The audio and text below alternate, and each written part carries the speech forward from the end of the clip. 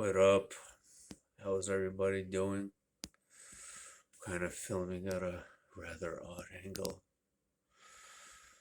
I'm relieved at the moment. I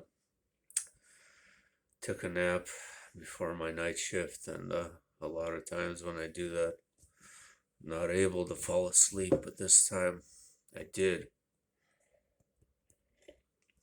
And I had an extremely vivid and detailed dream in which I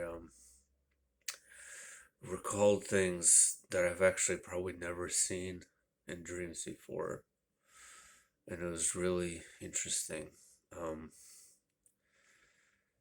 Basically, let me just get my act together right now. So I'm kind of in a zoned out state right now, and this happens after I dream, and it's great. I love it. It's an enormous sense of relief when I wake up from a detailed and vivid dream state because I felt like just previously my consciousness was expanded and I wasn't limited and bogged down into this claustrophobic realm, that I had an expanded awareness just take place, and it's really fulfilling, and it's like a huge burden off my shoulders when I do dream most of the time.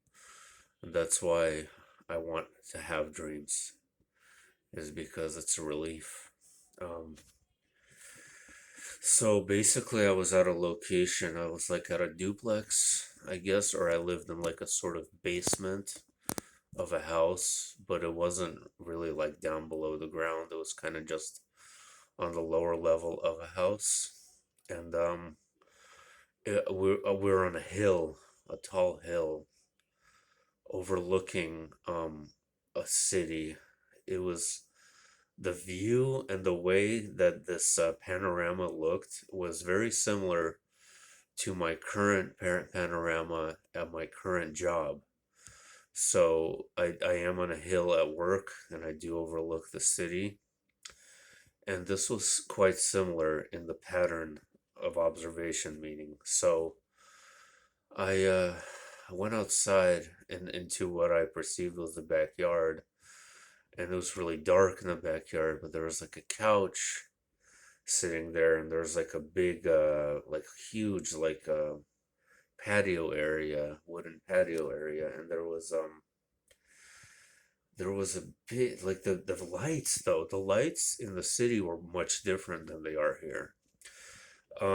They were a lot like brighter and they were a lot deeper. So the city lights were much different than the city lights we observe in our cities. They had almost like a calming ambiance to them, and observing them was actually very peaceful. But that wasn't the weirdest thing that I observed about the lights, was that I was also looking at the night sky. And the night sky was absolutely filled to the brim with stars. So notice what I'm saying here, that the light pollution down below had no effect on the absolute spectacular display of stars up above. And that, I don't know of any place on our dimension in which that happens. So, having said that, it was just stunningly beautiful to look at. So I'm looking at it, and I hear two voices. So somebody's coming home, and I hear them arguing. So I see this truck pull up, and it was like an old 1970s style uh, Chevy pickup truck, I suppose. And comes out this young boy around 12 and an older man, like looks in his 40s. And they're kind of just walking about and arguing. And but it's not like, it wasn't like a malicious or like really serious type argument. It was just like something very practical. And they go inside the house, and I do too. I go back into my room or wherever it was that I was staying, and this is where things get really freaking weird. So I turn on the TV and I'm watching the TV, and there was like I said, I guess a movie of what looked like my current life here, sort of.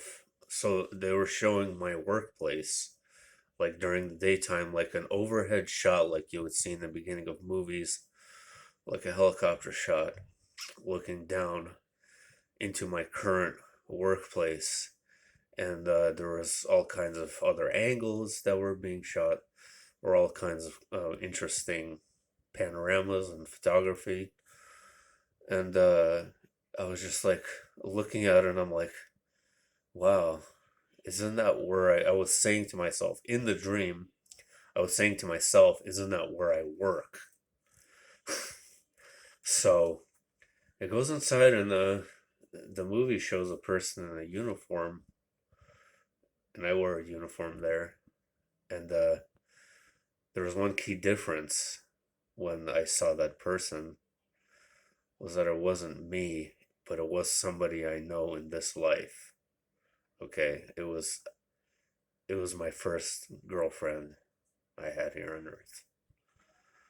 That was in that uniform, and so as this is taking place, I'm taking out my phone and I'm messaging, and I'm like trying to get through to people, saying, "Hey, the TV is showing my life," which was odd because this was another version of me, clearly in another dimension, but I was watching my life on the TV of what I observed to be my current life here. So, but I was really excited about it, right? But then the scenery changes. So it looks like I'm like watching a multitude of different life movies. So I'm out on the boat, I'm out on the sea now, and I'm overlooking a place I'm familiar with, which I've shared on here before, the Encino Power Plant, which is a big power plant we have near me. And I'm on this boat overlooking at it, and I'm saying to myself, looking at the TV, hey, I know that power plant.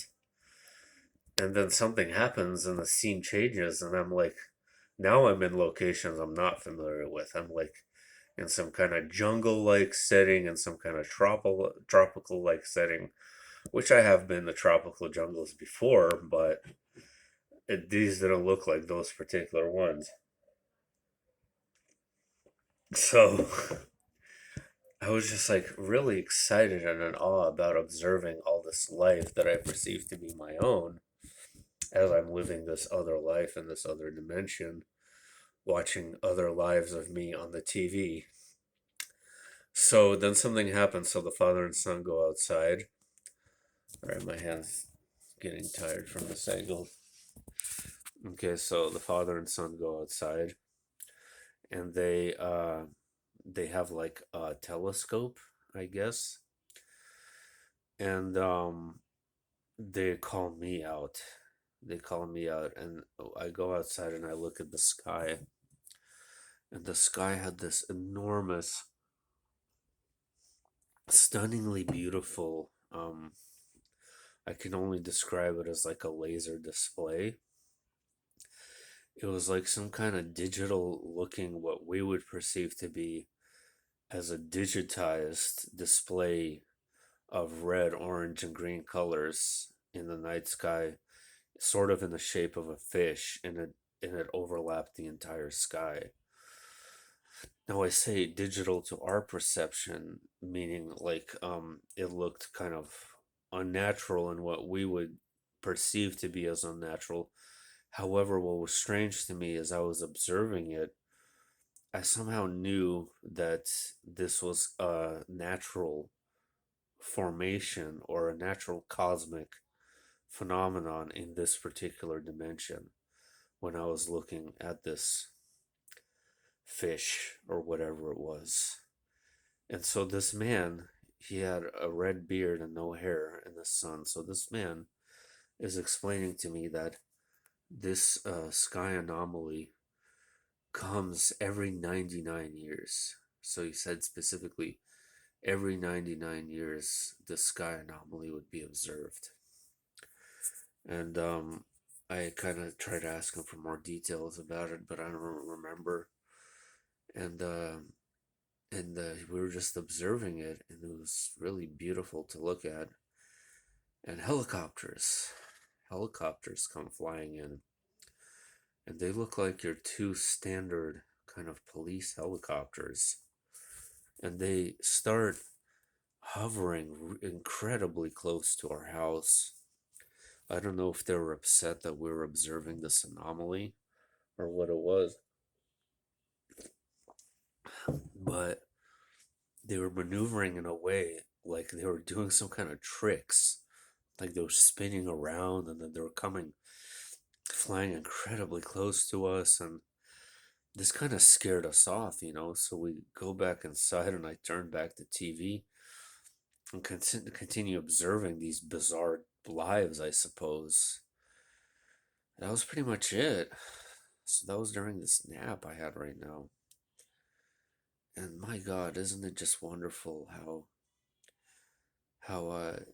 there are so many layers to reality that when we observe something that we would perceive to be as man-made, unnatural, abnormal in our reality, but in another dimension, that sort of display, that sort of vision or that element in the night sky is completely natural to that realm.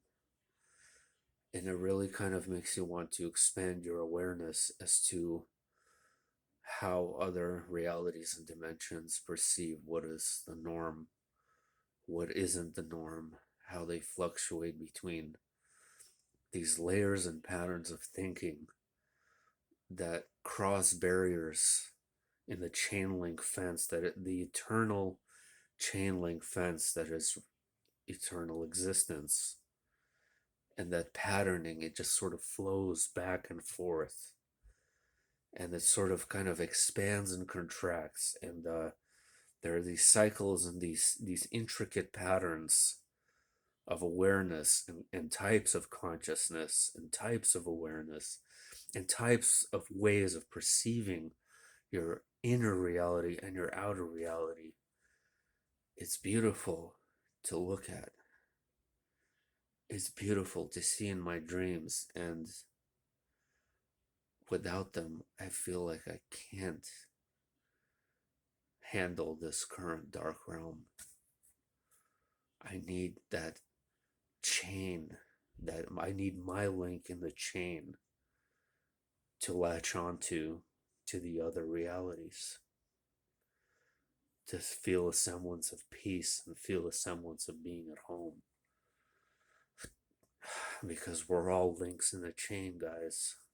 Eternal chain.